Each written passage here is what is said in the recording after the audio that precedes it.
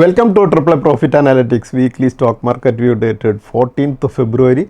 ഇന്ന് നമ്മൾ കവർ ചെയ്യുന്നത് 16th മുതൽ 20th ഫെബ്രുവരി വരെയുള്ള വീക്കാണ്. നമ്മളിപ്പോൾ കാണുന്നത് നിഫ്റ്റിയുടെ കഴിഞ്ഞ വീക്കിലി ചാർട്ടാണ്. വീക്കിൽ നമുക്ക് കാണാൻ കഴിഞ്ഞ വീക്കിൽ ഫ്രൈഡേയിൽ വലിയൊരു സെൽ ഓഫ് വന്നുകൊണ്ട് കഴിഞ്ഞ വീക്ക് ക്ലോസ് ചെയ്യുന്നത് 222 പോയിൻറ്റ്സ് താഴ്ന്ന് 25,471 ലാസ്റ്റ് ഡേയിലുണ്ടായ സെൽ ഓഫ് ഇല്ലായിരുന്നു എന്നുണ്ടെങ്കിൽ മാർക്കറ്റ് പോസിറ്റീവായി തന്നെയാണ് ഈ വീക്കിൽ ക്ലോസ് ചെയ്യേണ്ടിയിരുന്നത്. പക്ഷേ ലാസ്റ്റ് ഫ്രൈഡേയിൽ ഒരു 336 പോയിൻറ്റ്സോളം ഉള്ളൊരു സെൽ ഓഫാണ് നടന്നത്. അതുപോലെ നമ്മൾ സെൻസെക്സ് നോക്കുമ്പോൾ സെൻസെക്സ് നമുക്ക് കാണാം കഴിഞ്ഞ ദിവസത്തിൽ 953 പോയിൻറ്റ്സ് താഴ്ന്ന് 82,626 ക്ലോസ് ചെയ്തിരിക്കുന്നത് നമുക്ക് കാണാൻ സാധിക്കും. അതുപോലെ നമുക്ക് നിഫ്റ്റിയുടെ മിഡ് ക്യാപ് 100 ഇൻഡെക്സ് കഴിഞ്ഞ വീക്കിൽ 67 പോയിൻറ്റ്സ് താഴ്ന്ന് 59,438 ക്ലോസ് ചെയ്തിരിക്കുന്നത്. അതുപോലെ Nifty small cap 100 index 17,032 94 points ഉയർന്നുമാണ് ക്ലോസ് ചെയ്തിരിക്കുന്നത് നമുക്ക് കാണാൻ സാധിക്കും. നമ്മൾ ഇപ്പോൾ കാണുന്നത് സെൻസെക്സിൻ്റെ ഒരു ലൈഫ് ടൈം ചാർട്ടാണ്.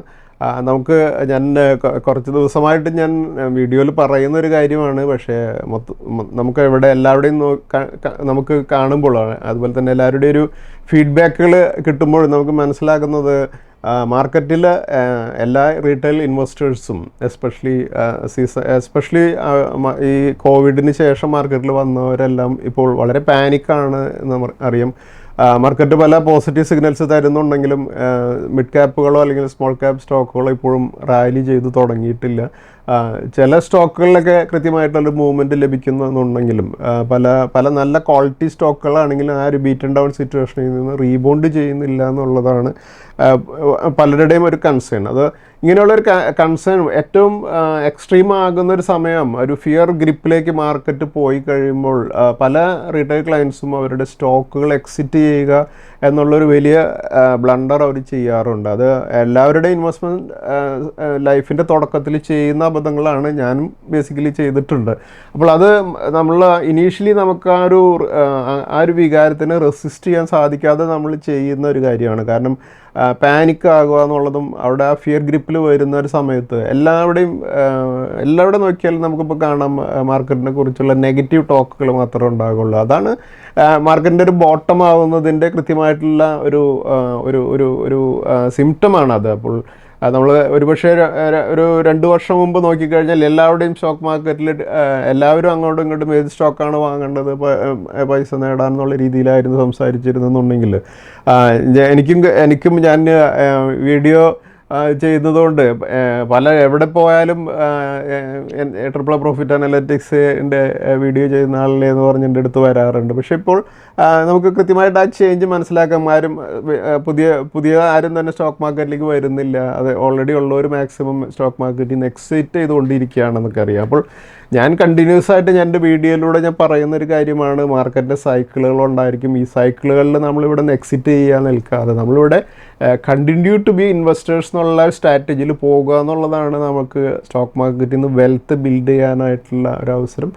നമ്മുടെ മുമ്പിലുള്ള ഈ പല അവസരങ്ങളും നമുക്കിതിൻ്റെ ഇപ്പോഴത്തെ മാർക്കറ്റിൻ്റെ സ്ലോ പേസ് കഴിഞ്ഞാൽ വളരെ സ്പീഡിലായിരിക്കും പലപ്പോഴും മാർക്കറ്റ് മുന്നോട്ട് പോകുക. അപ്പോൾ ആ സ്പീഡിൽ പോകുന്ന സമയത്ത് ഒരു പക്ഷേ പല സ്റ്റോക്കുകളും 20%, 30% ഒക്കെ മുകളിലേക്ക് മൂവ് ചെയ്യുന്നത് വിത്തിൻ 1 വീക്കിലൊക്കെ ആയിരിക്കും.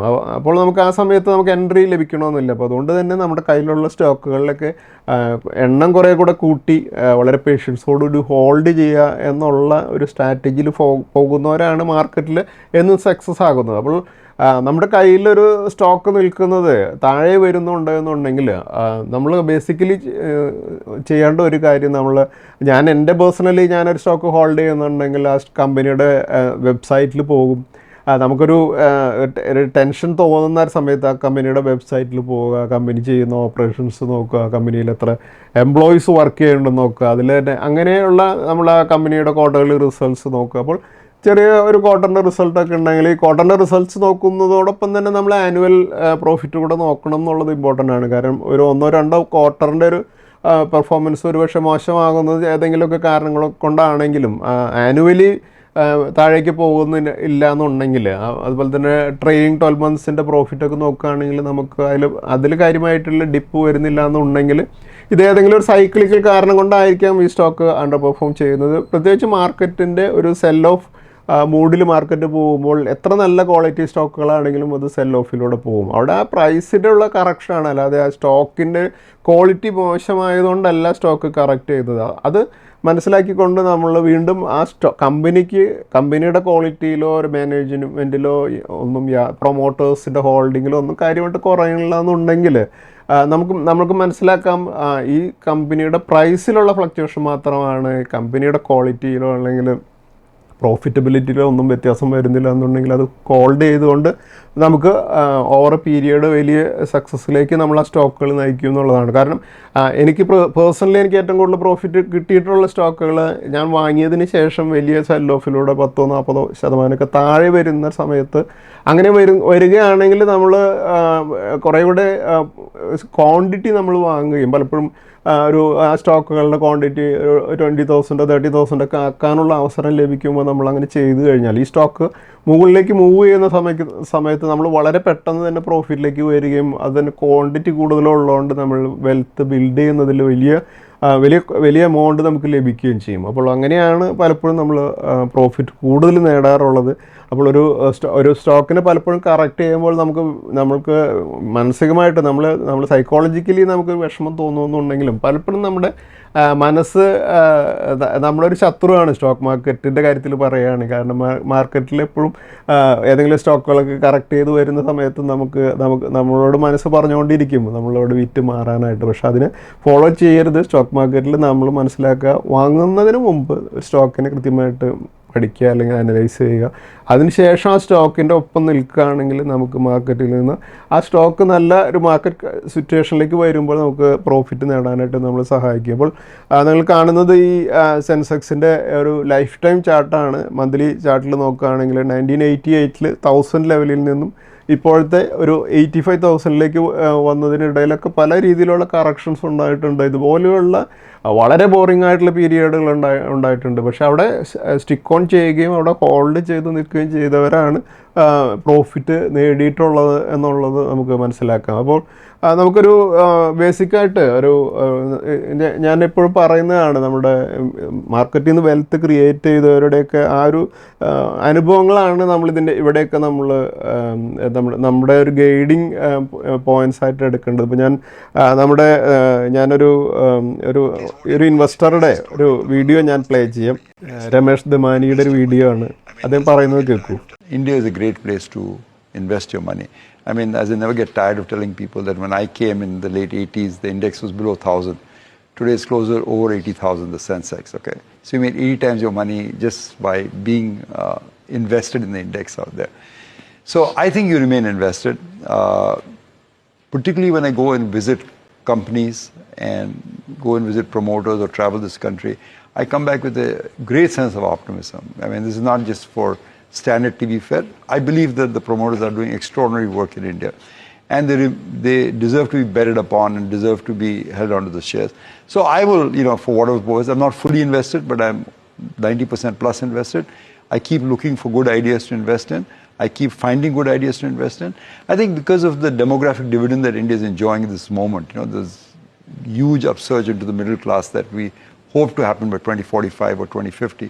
I think that creates tremendous opportunities in various sectors, including banking, including, defense, whatever. So I would remain invested in India. Do I get rattled from time to time? I think at the budget we were together and we were all rattled, but that's the way life is. It's never a linear, never a smooth process up there. But I think people who invest today at today's valuations, in 3 years will be better off than they were, say, by not investing.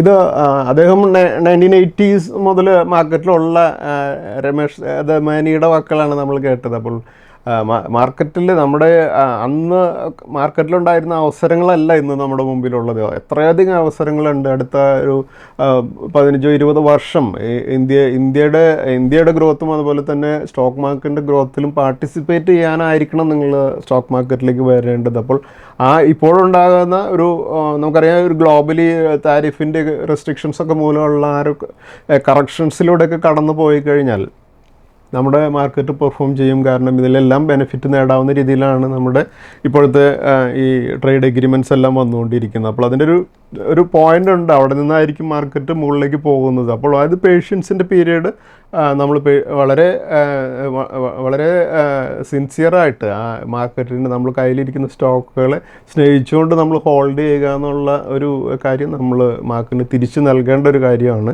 അതുപോലെ നമ്മൾ അടുത്ത കഴിഞ്ഞ ദിവസങ്ങളിൽ നടന്ന ഒരു വളരെ important ആയിട്ടുള്ള ഒരു കാര്യം എന്ന് പറയുന്നത്, നമ്മൾ മുമ്പെല്ലാം കണ്ടിരുന്നത് ഫോറിൻ ഇൻവെസ്റ്റേഴ്സിന് ഡിപ്പെൻഡ് ചെയ്തുകൊണ്ടാണ് നമ്മുടെ മാർക്കറ്റ് നിലനിന്നിരുന്നത്, നമുക്കറിയാമല്ലോ. അപ്പോൾ അതുപോലെ തന്നെ എപ്പോഴും ഒരു മാർക്കറ്റിൻ്റെ ട്രെൻഡ് ഫോറിൻ ഇൻസ്റ്റിറ്റ്യൂഷൻസ് ഇന്ത്യയിൽ നിന്ന് പോയാലോ അല്ലെങ്കിൽ വരുന്നുണ്ടോ എന്നുള്ളതിനനുസരിച്ചായിരുന്നുണ്ടെങ്കിൽ നമ്മൾ കഴിഞ്ഞ കുറേ മാസങ്ങളായിട്ട് ഫോറിൻ FIs ഇന്ത്യയിൽ നിന്ന് സെല്ല് ചെയ്ത് പോകുന്നത് കാണുന്നുണ്ടായിരുന്നു. പക്ഷെ നമ്മുടെ മാർക്കറ്റ് നിഫ്റ്റി ഹയർ ലെവൽസിൽ തന്നെ ഹോൾഡ് ചെയ്യുകയുണ്ടായില്ല. അപ്പോൾ അതിൽ നമ്മൾ ഈ ഡിസംബർ 25 ക്വാർട്ടറിലെ ഡാറ്റ നോക്കുകയാണെങ്കിൽ ഈ നിഫ്റ്റി ഓണർഷിപ്പിൻ്റെ ഒരു പാറ്റേണിൽ എടുത്ത് നോക്കുമ്പോൾ DISൻ്റെ ഡൊമസ്റ്റിക് ഇൻസ്റ്റിറ്റ്യൂഷൻസിൻ്റെ ഹോൾഡിംഗ് നിഫ്റ്റി 50 സ്റ്റോക്കുകളിലുള്ളത് 24.8% ഉയർന്നു വന്നിട്ടുണ്ടെന്നുണ്ടെങ്കിൽ ഫോറിൻ ഇൻസ്റ്റിറ്റ്യൂഷൻസിൻ്റെ നിഫ്റ്റി 50 സ്റ്റോക്കുകളിലുള്ള ഹോൾഡിംഗ് 24.3% താഴ്ന്നിരിക്കുന്നത് നമുക്ക് കാണാൻ സാധിക്കും. അപ്പോൾ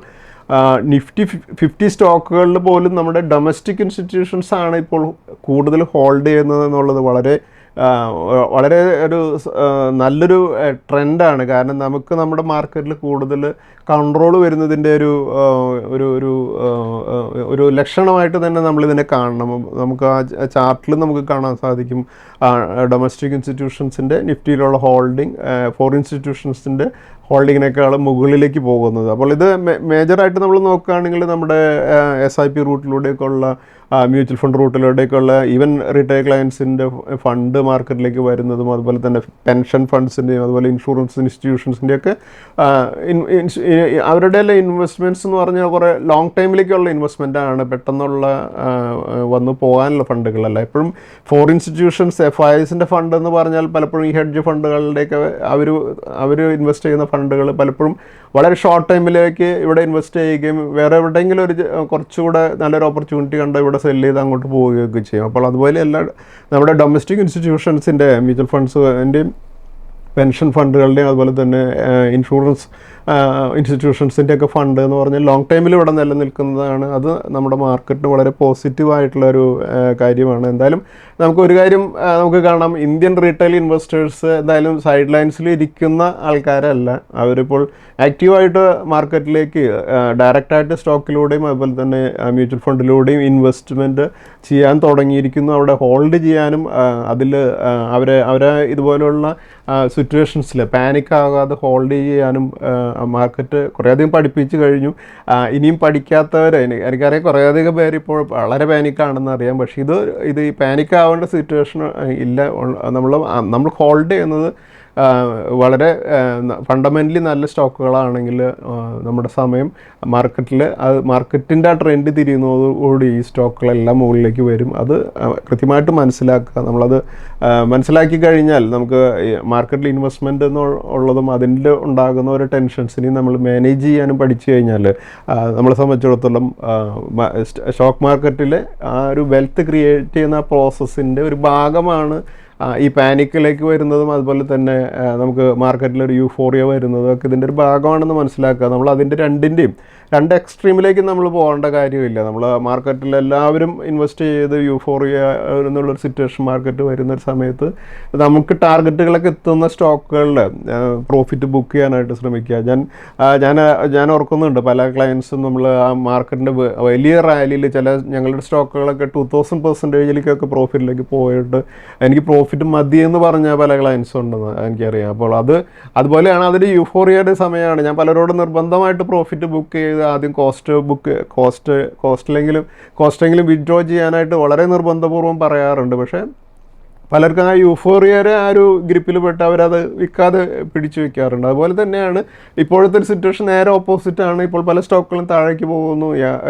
യാതൊരു വിധത്തിലും ന്യായീകരിക്കാൻ പറ്റാത്ത രീതിയിലേക്ക് പോലും ചില സ്റ്റോക്കുകൾ പോകുന്നുണ്ട്. നല്ല സ്റ്റോക്കുകളാണെങ്കിലും അത് പ്രൈസിലുള്ള ഫ്ലക്ച്വേഷനാണ്. ആ ഫ്ലക്ച്വേഷൻ തിരിഞ്ഞ് ഒരു നോർമൽ ലെവലിലേക്ക് വരുമ്പോൾ വളരെ നല്ല പ്രോഫിറ്റിലേക്ക് ആകാവുന്ന രീതിയിലുള്ള ആക്ഷൻസാണ് നമ്മൾ എടുക്കേണ്ടത്.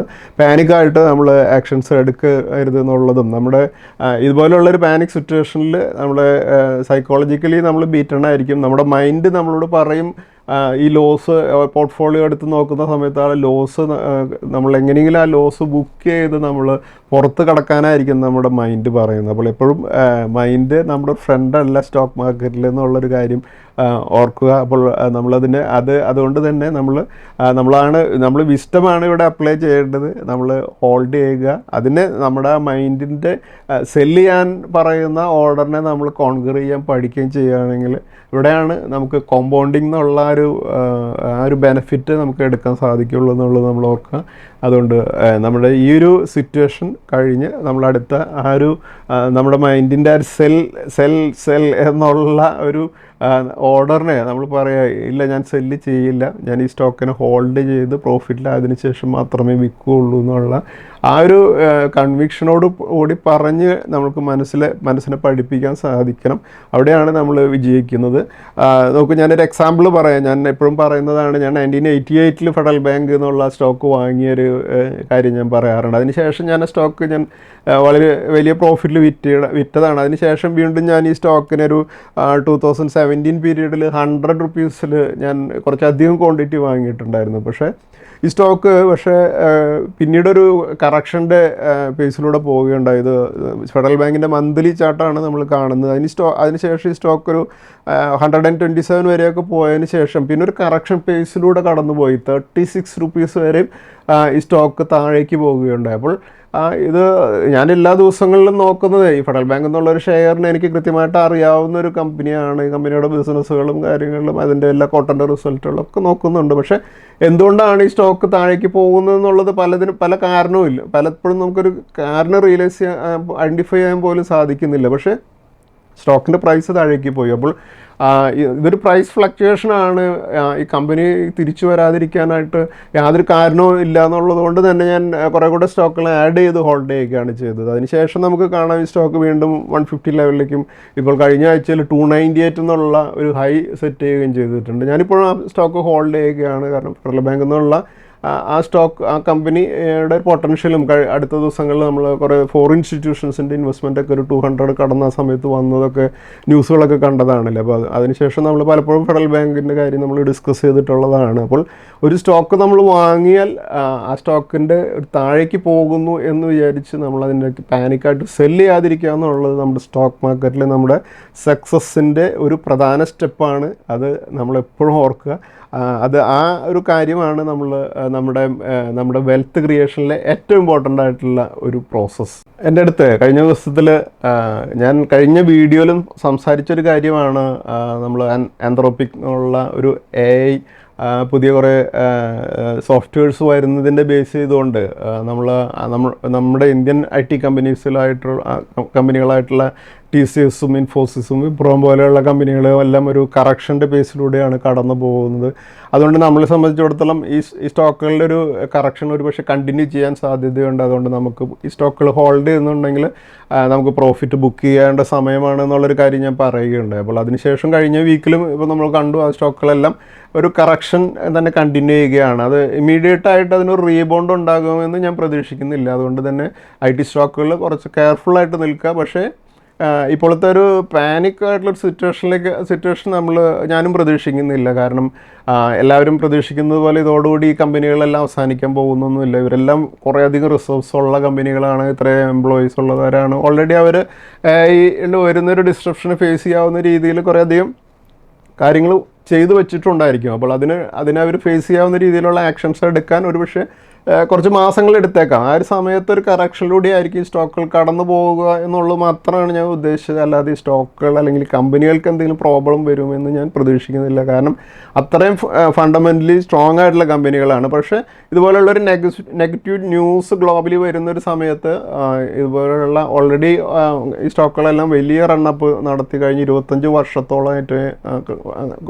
വർഷത്തോളം ഇത്രയധികം ഹ്യൂജ് വെൽത്ത് ക്രിയേറ്റ് ചെയ്ത കമ്പനികളാണ്. അപ്പോൾ അതിലൊരു പ്രോഫിറ്റ് ബുക്കിംഗ് അതുപോലെ തന്നെ ഒരു കറക്ഷനൊക്കെ വരുന്നത് സ്വാഭാവികമാണ്. ഈ ഒരു ബിസിനസ് മോഡൽ ഇപ്പോൾ നമ്മൾ ഏത് സെക്ടറുകളിൽ എടുക്കുകയാണെങ്കിലും നമ്മളൊരു 4-5 വർഷത്തിൽ നമ്മൾ നോക്കുകയാണെങ്കിൽ പല സെക്ടറുകളിലും ഓരോ ഡിസ്ട്രപ്ഷൻ വരാറുള്ളതാണല്ലേ. അപ്പോൾ അത് നമുക്ക് അങ്ങനെ ഒരു ഡിസ്ട്രപ്ഷൻ ഇപ്പോൾ നടക്കുന്നത് IT സെക്ടറിലാണെന്നുള്ളതാണ്. അപ്പോൾ ഞാൻ എൻ്റെ വീഡിയോസിൽ ഞാൻ എപ്പോഴും പറയുന്നൊരു കാര്യമാണ്, നമ്മൾ ഒരു ബിസിനസ് നടത്തുകയാണെങ്കിലും ഒരു എംപ്ലോയ്മെൻറ്റിൽ ഇരിക്കുകയാണെങ്കിലും ഒരുപക്ഷെ നമ്മൾ വർക്ക് ചെയ്യുന്ന കമ്പനിക്ക് അല്ലെങ്കിൽ നമ്മൾ നടത്തുന്ന ഒരു ബിസിനസ്സിന് ഒരു ഡിസ്ട്രപ്ഷൻ, ഇപ്പോൾ നമ്മളൊരു ടൗണിലൊരു ബിസിനസ് നടത്തിക്കൊണ്ട് ഇരിക്കുകയാണ്, അവിടെ ഒരു വലിയൊരു കോമ്പറ്റീറ്ററുടെ വലിയൊരു ഒരു മാളോ ഒരു ഷോപ്പോ ഒക്കെ വരികയാണെങ്കിൽ നമ്മളുടെ ബിസിനസ്സിനെ അത് എഫക്റ്റ് ചെയ്യുമല്ലോ. അപ്പോൾ അതിനെ ഫേസ് ചെയ്യാനായിട്ട് നമ്മുടെ മുമ്പിലുള്ള ഏറ്റവും പ്രാക്ടിക്കലായിട്ടുള്ളൊരു മാർഗം എന്ന് പറയുന്നത് നമ്മൾ സ്റ്റോക്ക് മാർക്കറ്റിലൂടെ അതിനെ കൗണ്ടർ ചെയ്യാവുന്ന രീതിയിൽ നമ്മൾ കുറച്ച് ഡൈവേഴ്സിഫൈ ചെയ്ത് ഇൻവെസ്റ്റ് ചെയ്യുക എന്നുള്ളതാണ്. ഞാൻ കഴിഞ്ഞ ദിവസത്തിലും ഒരു ഇൻ്റർവ്യൂവിൽ പറഞ്ഞൊരു കാര്യമാണ്, ഒരു ബിസിനസ് നമ്മളൊരു ടെക്സ്റ്റൈൽ ബിസിനസ് ചെയ്യുകയാണെങ്കിൽ നമ്മളൊരു ജ്വല്ലറി ബിസിനസ് നമ്മുടെ സ്വന്തമായിട്ട് തുടങ്ങുക എന്നുള്ളത് വളരെ റിസ്ക്കി ആയിട്ടുള്ളൊരു കാര്യമാണ്. പലപ്പോഴും ഫെയിലിയറിനുള്ള ചാൻസ് കൂടുതലാണ്. കാരണം അവിടുത്തെ ബിസിനസ്സിൻ്റെ എല്ലാ കാര്യങ്ങളും ഡിഫറെൻ്റാണ്. നമുക്കറിയാൻ പാടില്ലാത്തൊരു ഏരിയയിലേക്ക് കടക്കുമ്പോൾ നമ്മളൊരു വലിയ രീതിയിൽ കുറേയധികം സീനിയർ എംപ്ലോയീസിന് എക്സ്പീരിയൻസ്ഡ് ആയിട്ടുള്ള ആൾക്കാരെയൊക്കെ എടുത്ത് ചെയ്യാനുള്ള കപ്പാസിറ്റി ഉള്ളവരുടെ കാര്യമല്ല ഞാൻ പറയുന്നത്.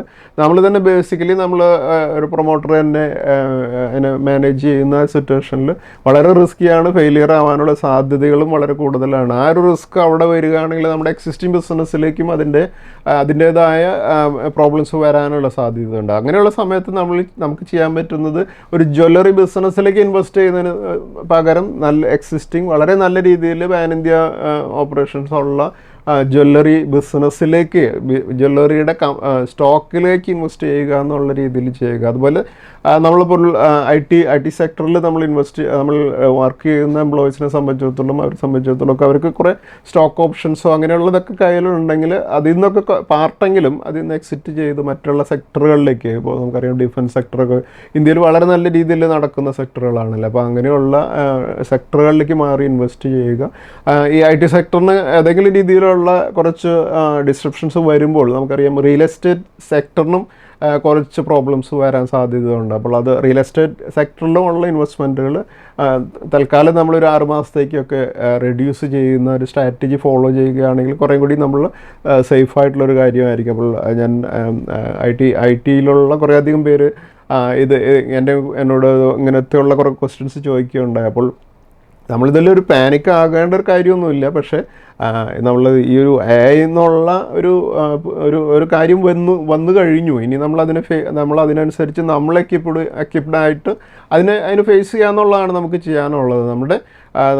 നമ്മൾ ആ സെക്ടറിൽ ഉണ്ടാകുന്ന ഒരു ഡിസ്ട്രപ്ഷനെ മനസ്സിലാക്കിക്കൊണ്ട് നമുക്ക് സ്റ്റോക്ക് മാർക്കറ്റിലൂടെ നമുക്ക് മറ്റ് സെക്ടറുകളിലേക്ക് നമ്മുടെ ഇൻവെസ്റ്റ്മെൻറ്റുകൾ മാറ്റി ഇൻവെസ്റ്റ് ചെയ്യുകയാണെങ്കിൽ എപ്പോഴും ഞാൻ പറയുന്നൊരു കാര്യമാണ്, നമ്മൾ ഒരു എംപ്ലോയ്മെൻറ്റിൽ പോകുന്ന ഒരാളെ സംബന്ധിച്ചിടത്തോളം ഒരുപക്ഷെ ചിലപ്പോൾ നമ്മൾ ഏതെങ്കിലും ഒരു കാരണം കൊണ്ട്, ഒരു അവിചാരിതമായിട്ടുള്ളൊരു കാരണം കൊണ്ട് ഒരു 6 മാസം നമുക്ക് ജോലിക്ക് പോകാൻ പറ്റാതിരിക്കുക, അല്ലെങ്കിൽ ഒരു 1 ഇയർ പോകാൻ സാധിക്കുന്നില്ല എന്നൊക്കെ ഉണ്ടെങ്കിൽ നമുക്ക് ആ ഒരു പീരീഡ് മാനേജ് ചെയ്യാനായിട്ട് പലപ്പോഴും സ്റ്റോക്ക് മാർക്കറ്റിൽ ഇൻവെസ്റ്റ്മെൻറ്റ് സഹായിക്കാറുണ്ട്. അപ്പോൾ ആ ഒരു കാര്യം നമ്മൾ എല്ലാം നല്ലതായിട്ട് നടക്കുന്നു എന്നുള്ള സമയത്തല്ല, നമ്മളൊരു ഇൻഷുറൻസ് പോലെ ചെയ്യേണ്ട ഒരു കാര്യമാണ് സ്റ്റോക്ക് മാർക്കറ്റിലെ ഇൻവെസ്റ്റ്മെൻറ്റുകൾ. അത് വേറെ സെക്ടേഴ്സിലാണെങ്കിൽ നമുക്ക് വളരെ കൺവീനിയൻ്റ് ആയിട്ട് നമുക്ക് ചെയ്യാൻ സാധിക്കും. അപ്പോൾ എന്തായാലും IT-യിൽ നടക്കുന്ന ഒരു ചേഞ്ച് കുറേ കൂടി സീരിയസ് ആയിട്ടുള്ളൊരു ചേഞ്ചാണ് ഇപ്പോൾ നടക്കുന്നത്. അത് എത്ര സ്പീഡിലാണ് ഇനി വരാൻ പോകുന്നതെന്നുള്ളതും അതിനെ എങ്ങനെ ഇന്ത്യൻ കമ്പനീസ് ഫേസ് ചെയ്യും എന്നുള്ളതും നമുക്ക് പരിചയമില്ലാത്തൊരു കാര്യമാണ്. അതിനെന്തായാലും നമുക്ക് ഫേസ് ചെയ്യേണ്ടി വരും. അതിനെ നമ്മൾ സക്സസ്ഫുള്ളായിട്ട് തന്നെ നമ്മൾ ഇന്ത്യൻ കമ്പനീസ് ഫേസ് ചെയ്യുമെന്ന് തന്നെ എനിക്കൊരു കോൺഫിഡൻസും ഉണ്ട്. അതുപോലെ നമുക്ക് കഴിഞ്ഞ ദിവസത്തിൽ HULനെ അവരുടെ ക്വാളിറ്റി വാൾസ് എന്നുള്ള അവർ കമ്പനി ആ കമ്പനിയിൽ നിന്ന് ഡൈവേസ്റ്റ് ചെയ്ത ക്വാളിറ്റി വാൾസ് ഇതിനുള്ള അപ്രൂവൽ ട്രേഡിങ്ങിനുള്ള അപ്രൂവൽ ലഭിച്ചിട്ടുണ്ട്. ഓൾമോസ്റ്റ് ഒരു 234 crores ഷെയർസാണ് ഈ ക്വാളിറ്റി വാൾസിൻ്റെ ലിസ്റ്റ് ചെയ്യുന്നത്. അത് February 16th ലിസ്റ്റ് ചെയ്യാനുള്ള അപ്രൂവലാണ് NSEയും BSEയും നൽകിയിരിക്കുന്നതെന്ന് നമുക്ക് കാണാൻ സാധിക്കും. അപ്പോൾ ഈ HUL നിന്നും ക്വാളിറ്റി വാൾസ് ഹൈവ് ഓഫ് ചെയ്ത് ഇത് നമുക്കറിയാം, ക്വാളിറ്റി വാൾസ് ഒരു ഐസ്ക്രീം സെഗ്മെൻറ്റിൽ വളരെ സ്ട്രോങ് ആയിട്ടുള്ള ഒരു ബ്രാൻഡാണ്. ഇതെന്തായാലും ലിസ്റ്റ് ചെയ്ത് കഴിയുമ്പോൾ ക്വാളിറ്റി വാൾസ് നല്ല രീതിയിൽ പെർഫോം ചെയ്യാൻ പോസിബിലിറ്റി ഉള്ള സ്റ്റോക്കാണ്. നമുക്കറിയാം ഇന്ന് ഇന്ത്യയിൽ ഇത്രയധികം പോപ്പുലേഷനുള്ള കൺട്രിയിൽ ക്വാളിറ്റി ഐസ്ക്രീംസിനൊക്കെ ഇത്രയധികം ഡിമാൻഡ് ഉള്ളത് കൊണ്ട് തന്നെ നമുക്ക് ആ സ്റ്റോക്ക് വളരെ നല്ല രീതിയിൽ പെർഫോം ചെയ്യുമെന്ന് തന്നെയാണ് ഞാൻ കരുതുന്നത്. ഇത് December 1 ഈ ഹൈവ് ഓഫ് നടന്നത്. അതായത് ഒരു HUL സ്റ്റോക്ക് ഹോൾഡ് ചെയ്യുന്ന ആൾക്ക് ഒരു ക്വാളിറ്റി വാൾസിൻ്റെ സ്റ്റോക്കാണ് അന്ന് കമ്പനി ഇഷ്യൂ ചെയ്തിരിക്കുന്നത്. വരും ദിവസങ്ങളിൽ ലിസ്റ്റ് ചെയ്യുമ്പോൾ ഇതൊരു ക്വാളിറ്റി വാൾസ് എന്നുള്ള കമ്പനി ഒരു നമുക്ക് വാച്ച് ചെയ്യേണ്ട ഒരു സ്റ്റോക്കാണ്. എന്തായാലും കുറേ അധികം വെൽത്ത് ഈ ക്വാളിറ്റി വാൾസ് എല്ലാവർക്കും ക്രിയേറ്റ് ചെയ്യാനുള്ള ഓപ്പർച്യൂണിറ്റി ഉണ്ടാകുമെന്ന് തന്നെ ഞാൻ പ്രതീക്ഷിക്കുന്നു. എന്തായാലും നമുക്ക് ക്വാളിറ്റി വാൾസ് അടുത്ത ആഴ്ച ലിസ്റ്റ് ചെയ്യുമ്പോൾ എല്ലാവരും ആ സ്റ്റോക്കിനെ ഒന്ന് നമ്മുടെ വാച്ച് ലിസ്റ്റിൽ ആഡ് ചെയ്യുക. അതുപോലെ നമ്മൾ കഴിഞ്ഞ ആഴ്ചയിൽ ഒരു ന്യൂ ലിസ്റ്റഡ് ആയിട്ടുള്ള സ്റ്റോക്കായിട്ടുള്ള ലെൻസ്കാർട്ട് സൊല്യൂഷൻസിൻ്റെ റിസൾട്ട് വളരെ നല്ല രീതിയിലുള്ള റിസൾട്ട് വരികയുണ്ടായി. ഡിസംബർ ക്വാർട്ടറിൻ്റെ റിസൾട്ട് വന്നിട്ടുള്ളത് 133 crores റിസൾട്ടാണ്. ഇതിനു മുമ്പുള്ള കഴിഞ്ഞ ഡിസംബറിലെ സ്റ്റോക്കിന് 1.85 crores മാത്രമാണ് പ്രോഫിറ്റ് ഡിക്ലെയർ ചെയ്തിരുന്നത് കമ്പനി. അപ്പോൾ നമ്മൾ ഈ ലെൻസ്കാർട്ടിൻ്റെ കാര്യം നോക്കുകയാണെങ്കിൽ 10th November 2025 ലെൻസ്കാർട്ട് ലിസ്റ്റ് ചെയ്തത്. എന്തായാലും ഒരു കമ്പനി IPO നടത്തിയത് 380 to 402 എന്നുള്ള ഒരു റേഞ്ചിലാണ് ഫേസ് വാല്യൂ 2 ആയിട്ടുള്ള സ്റ്റോക്ക് ഇഷ്യൂ നടത്തിയത്. ടോട്ടലി ഒരു 7,278 crores ഫ്രഷ് ഇഷ്യൂ ആണ് കമ്പനി നടത്തിയത്. എന്തായാലും കമ്പനിയുടെ സ്റ്റോക്ക് ലിസ്റ്റ് ചെയ്തത് ഒരു 395 റേഞ്ചിലാണ്. കാര്യമായിട്ടുള്ളൊരു ഗെയിനൊന്നും ഇല്ലാതാണ് ആ സ്റ്റോക്ക് അന്ന് ലിസ്റ്റ് ചെയ്തതെന്നുണ്ടെങ്കിലും നമ്മൾ ലെൻസ്കാർട്ട് എന്നുള്ള സ്റ്റോക്ക് വളരെ നല്ല രീതിയിലുള്ള ഒരു റിസൾട്ട് ഡിക്ലെയർ ചെയ്തതുകൊണ്ട് കഴിഞ്ഞ ആഴ്ചയിൽ മോർ ദാൻ ഒരു തേഴ്സ്ഡേയിലി സ്റ്റോക്ക് ഒരു 12% ഉയർന്നാണ് ട്രേഡ് ചെയ്തുകൊണ്ടിരുന്നത്. ഒരു 533 വരെയൊക്കെ പോയതിന് ശേഷം ഇപ്പോൾ ഫ്രൈഡേയിൽ 502 ലെൻസ്കാർട്ട് ക്ലോസ് ചെയ്തിരിക്കുന്നത്. അപ്പോൾ ഇതൊരു നല്ല റിസൾട്ട് ആയതുകൊണ്ട് ഒരു ന്യൂ ജനറേഷൻ കമ്പനിയാണ് എന്ന് പറയാം ലെൻസ്കാർട്ട്. ഇന്ത്യയിൽ മുഴുവൻ കുറേയധികം ഷോപ്പുകൾ, സ്പെക്സിൻ്റെ ഷോപ്പുകൾ മാത്രമായിട്ടുള്ളൊരു പുതിയ ലിസ്റ്റിംഗ് ആയിരുന്നു ലെൻസ്കാർട്ട്. ഒരുപക്ഷെ കമ്പനിക്ക് വളരെ നല്ല രീതിയിലുള്ള പെർഫോമൻസ് വരും ദിവസങ്ങളിൽ ഇതുപോലെയുള്ള പ്രോഫിറ്റ്സ് ഡിക്ലെയർ ചെയ്യുകയാണെങ്കിൽ നമുക്ക് നടത്താൻ സാധിക്കുമെന്ന് പ്രതീക്ഷിക്കാം. അപ്പോൾ ലെൻസ്കാർട്ടും നമുക്കൊന്ന് നമ്മുടെ വാച്ച് ലിസ്റ്റിൽ കീപ്പ് ചെയ്യാം.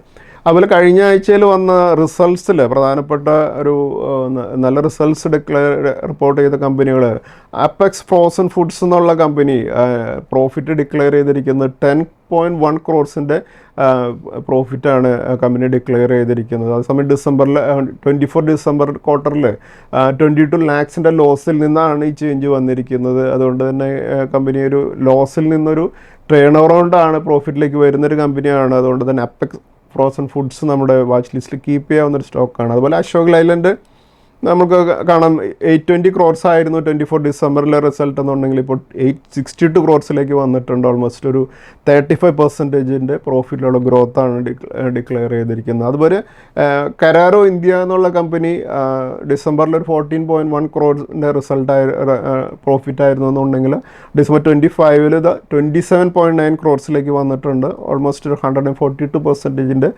നെറ്റ് പ്രോഫിറ്റുള്ള ഗ്രോത്താണ് കമ്പനി ഡിക്ലെയർ ചെയ്തിരിക്കുന്നത്. അതുപോലെ LG എക്യുപ്മെൻറ്റ്സ് 95.2 crores പ്രോഫിറ്റാണ് ഡിക്ലെയർ ചെയ്തിരിക്കുന്നത്. കഴിഞ്ഞ ഡിസംബർ ക്വാർട്ടറായിട്ട് കമ്പയർ ചെയ്യുമ്പോൾ 31% ഗ്രോത്താണ് LG എക്യുപ്മെൻറ്റ്സിൻ്റെ റിസൾട്ട് വന്നിട്ടുള്ളത്. അതുപോലെ GE പവർ ഇന്ത്യയുടെ നെറ്റ് പ്രോഫിറ്റ് 72.3 crores വന്നിട്ടുണ്ട്. ഇത് കഴിഞ്ഞ 24 ഡിസംബർ ക്വാർട്ടറിൽ 18.6 crores ലോസ് ആയിരുന്നു.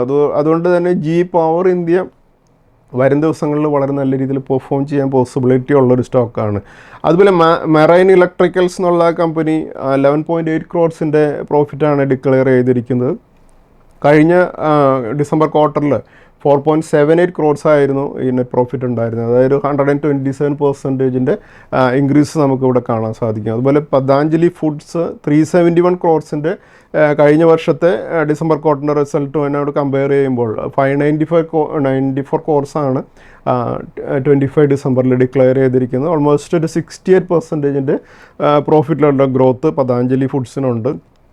അതുപോലെ ശൃംഗാർ ഹൗസ് ഓഫ് മംഗൾസൂത്ര എന്നുള്ള കമ്പനി 30.1 crore റിസൾട്ടാണ് പ്രോഫിറ്റാണ് ഡിക്ലെയർ ചെയ്തിരിക്കുന്നത്. ഇത് കഴിഞ്ഞ ഡിസംബറായിട്ട് കമ്പയർ ചെയ്യുമ്പോൾ 134% പ്രോഫിറ്റിലുള്ള ഗ്രോത്തും. അതുപോലെ വാലോർ എസ്റ്റേറ്റ് കഴിഞ്ഞ ക്വാർട്ടറിൽ ഡിസംബർ ക്വാർട്ടറിൽ 62.2 crores പ്രോഫിറ്റ് ഡിക്ലെയർ ചെയ്തിട്ടുണ്ട്. ഇതിന് കഴിഞ്ഞ വർഷത്തെ ഡിസംബർ ക്വാർട്ടറിൽ 7.93 crores മാത്രമേ ഉണ്ടായിരുന്നുള്ളൂ. അതായത് ഒരു 1263% പ്രോഫിറ്റിലുള്ള ഗ്രോത്താണ് വാലോർ എസ്റ്റേറ്റ് ഡിക്ലെയർ ചെയ്തിരിക്കുന്നത്. അപ്പോൾ ഈ പറഞ്ഞ റിസൾട്ട്സ് എല്ലാം നല്ല റിസൾട്ടുകളായിട്ടുള്ള കമ്പനികൾ വരും ദിവസങ്ങളിൽ പെർഫോമൻസ് നല്ല രീതിയിൽ ചെയ്യാൻ പോസിബിലിറ്റി ഉള്ള കമ്പനികളാണ്. അതുപോലെ ഇപ്പോഴത്തെ ഈ കഴിഞ്ഞ വീക്കിലെ ഏറ്റവും ബെസ്റ്റ് പെർഫോമിംഗ് സ്റ്റോക്കുകൾ നോക്കുമ്പോൾ ആ സ്റ്റോക്കുകൾ ആംബർ എൻ്റർപ്രൈസ് 20% ഉയർന്നാണ് ക്ലോസ് ചെയ്തത്. ഷിപ്പിംഗ് കോർപ്പറേഷൻ 18% ഉയർന്നും, ഗോദ്രേജ് അഗ്രോവെറ്റ് 17% ഉയർന്നും, സിഗ്നേച്ചർ ഗ്ലോബൽ 17% ഉയർന്നും, ഹിറ്റാച്ചി എനർജി 16% ഉയർന്നും, എഞ്ചിനീയേഴ്സ് ഇന്ത്യ 15% ഉയർന്നും, ലിൻഡെ 15% ഉയർന്നും, കിർലോസ്കർ ഓയിൽ എഞ്ചിൻസ് 15% ഉയർന്നു, കൃഷ്ണ ഇൻസ്റ്റിറ്റ്യൂട്ട് 13% ഉയർന്നും, ഫോഴ്സ് മോട്ടോഴ്സ് 13% ഉയർന്നും, പൂനാവാല ഫിൻകോർപ്പ് 13% ഉയർന്നും, സായി ലൈഫ് സയൻസ് 12% ഉയർന്നും, സി എൻ്റർടൈൻമെൻറ്റ് 11% ഉയർന്നും, ഏഷ്യർ മോട്ടോഴ്സ് 11% ഉയർന്നും, SBI 11% ഉയർന്നുമാണ് ക്ലോസ് ചെയ്തത്. നെക്സ്റ്റ് നമുക്ക് നിഫ്റ്റിയുടെ അനാലിസിസിലേക്ക് കടക്കാം. 6th ഫെബ്രുവരിയിൽ നിഫ്റ്റി ക്ലോസ് ചെയ്തിരുന്നത് 25,693 9th ഫെബ്രുവരിയിൽ നിഫ്റ്റി 173 പോയിൻറ്റ്സ് ഉയർന്നും, 10th ഫെബ്രുവരിയിൽ 67 പോയിൻറ്റ്സ് ഉയർന്നും, 11th ഫെബ്രുവരിയിൽ 18 പോയിൻറ്റ്സ് ഉയർന്നും, 12th ഫെബ്രുവരിയിൽ 146 പോയിൻറ്റ്സ് താഴ്ന്നും, 13th ഫെബ്രുവരിയിൽ 336 പോയിൻറ്റ്സ് താഴ്ന്നും ആണ് ക്ലോസ് ചെയ്തത്. നിഫ്റ്റി കഴിഞ്ഞ വീക്കിൽ ക്ലോസ് ചെയ്തിരിക്കുന്നത് 25,471 222 പോയിൻറ്റ്സ് താഴ്ന്നാണ്. അതുപോലെ നമ്മളിപ്പോൾ കാണുന്നത് നിഫ്റ്റിയുടെ മന്ത്ലി ചാർട്ടാണ്. ഫെബ്രുവരി മന്തിൽ നിഫ്റ്റി ഇപ്പോഴും 150 പോയിൻറ്റ്സിൻ്റെ അഡീഷനോട് കൂടിയാണ് ഇപ്പോൾ ട്രേഡ് ചെയ്തുകൊണ്ടിരിക്കുന്നത്.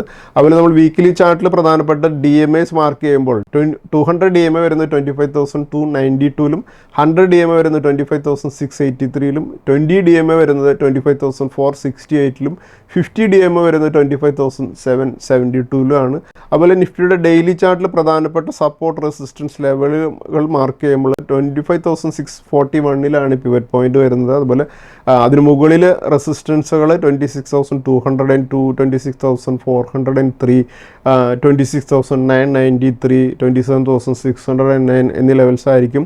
ഞാൻ നിഫ്റ്റിക്ക് ഒരു ഷോർട്ട് ടൈമിൽ എക്സ്പെക്ട് ചെയ്യുന്നൊരു ടാർഗറ്റാണ് 26,991. ഇമ്മീഡിയറ്റ് ആവണമെന്നില്ല, ഒരു പക്ഷേ കൺസോളിഡേഷന് ശേഷമായിരിക്കും. പക്ഷേ 26,991 എന്നുള്ളൊരു new life time high Nifty test ചെയ്യുമെന്ന് തന്നെയാണ് ഞാൻ പ്രതീക്ഷിക്കുന്നത്. അതുപോലെ 25,641 താഴെയുള്ള സപ്പോർട്ട് ലെവലുകൾ 25,273 25,076 24,708 24,082 23,249 22,839 21,745 എന്നീ ലെവൽസാണ്. അതുപോലെ നെക്സ്റ്റ് വീക്കിലേക്ക് ഒരു വീക്കിലി റേഞ്ച് ഫിക്സ് ചെയ്യുമ്പോൾ അപ്പർ റേഞ്ച് 26,991 ലോവർ റേഞ്ച് 24,082 ആണ്. പ്യുവർ പോയിന്റ് ആയിട്ട് നിൽക്കുക 25,641 ആയിരിക്കും. നെക്സ്റ്റ് അടുത്ത ആഴ്ചയിലെ ഇൻവെസ്റ്റ്മെൻറ്റ് സ്ട്രാറ്റജീസിലേക്ക് കടക്കുമ്പോൾ നമ്മൾ ഇന്നത്തെ സ്റ്റോക്ക് ഓഫ് ദി വീക്കായിട്ട് നമ്മൾ ഡിസ്കസ് ചെയ്യുന്നത് ഷിപ്പിംഗ് കോർപ്പറേഷൻ ഓഫ് ഇന്ത്യ ആണ്. ഈ സ്റ്റോക്ക് കഴിഞ്ഞ വീക്കിൽ വളരെ വലിയൊരു ബ്രേക്കൗട്ടോട് കൂടി 264 കഴിഞ്ഞ വീക്കിൽ ക്ലോസ് ചെയ്തിരിക്കുന്നത്. ഈ ലെവലിൽ സസ്റ്റെയിൻ ചെയ്യുകയാണെങ്കിൽ ഷിപ്പിംഗ് കോർപ്പറേഷൻ ഓഫ് ഇന്ത്യയുടെ അടുത്തൊരു റെസിസ്റ്റൻസ് 290 ആയിരിക്കും. അതുപോലെ നമ്മുടെ ഇന്നത്തെ ട്രിപ്ലെറ്റ് ടെക്നിക്കൽ പിക്കായിട്ട് നമ്മൾ ഡിസ്കസ് ചെയ്യുന്ന സ്റ്റോക്ക് എഞ്ചിനീയേഴ്സ് ഇന്ത്യ ആണ്. ഈ സ്റ്റോക്ക് വളരെ നല്ലൊരു റീബൗണ്ടോട് കൂടി 201 കഴിഞ്ഞ വീക്കിൽ വളരെ നല്ലൊരു റിസൾട്ടോടുകൂടി വന്ന് ക്ലോസ് ചെയ്തിരിക്കുന്നത്. അപ്പോൾ ഈ 201 മുകളിൽ എഞ്ചിനീയേഴ്സ് ഇന്ത്യ ബുള്ളിഷായി കണ്ടിന്യൂ ചെയ്യുമെന്ന് തന്നെയാണ് പ്രതീക്ഷിക്കുന്നത്. ഒരു ഫസ്റ്റ് റെസിസ്റ്റൻസ് 221 ആയിരിക്കും. അപ്പോൾ നമ്മുടെ ഇന്നത്തെ ട്രിപ്ലെറ്റ് ടെക്നിക്കൽ പിക്ക് എഞ്ചിനീയേഴ്സ് ഇന്ത്യ ആണ്. അതുപോലെ നമ്മുടെ ഇന്നത്തെ സ്റ്റോക്സ് വിത്ത് ടെക്നിക്കൽ ബ്രേക്കൗട്ട് ഏതൊക്കെയാണെന്ന് നോക്കാം. ഈ സ്റ്റോക്കുകൾ Avanti Feeds, Lenskart, Syrma SGS, MRPL, അതുപോലെ തന്നെ JK ടയർ എന്നീ സ്റ്റോക്കുകളാണ്. ഈ സ്റ്റോക്കുകളെല്ലാം ഒരു അപ് ട്രെൻഡിലുള്ള സ്റ്റോക്കുകളായതുകൊണ്ട് നമുക്ക് നമ്മുടെ വാച്ച് ലിസ്റ്റിൽ ഈ സ്റ്റോക്കുകളെയും കീപ്പ് ചെയ്യാം. Thank you. സെബി നൽകുന്ന രജിസ്ട്രേഷനും നിസം സർട്ടിഫിക്കേഷനും റിസർച്ച് അനലിസ്റ്റിന്റെ പ്രകടനത്തിന് ഒരു ഉറപ്പും നൽകുന്നില്ല. സെക്യൂരിറ്റീസ് മാർക്കറ്റുകളിലെ നിക്ഷേപം നഷ്ടസാധ്യതകൾക്ക് വിധേയമാണ്. നിക്ഷേപിക്കുന്നതിന് മുമ്പ് ബന്ധപ്പെട്ട എല്ലാ രേഖകളും ശ്രദ്ധാപൂർവം വായിക്കുക. ഇന്ന് ഉദ്ധരിച്ച സെക്യൂരിറ്റികൾ ഉദാഹരണങ്ങൾ മാത്രമാണ്, റെക്കമെൻഡേഷൻസ് അല്ല.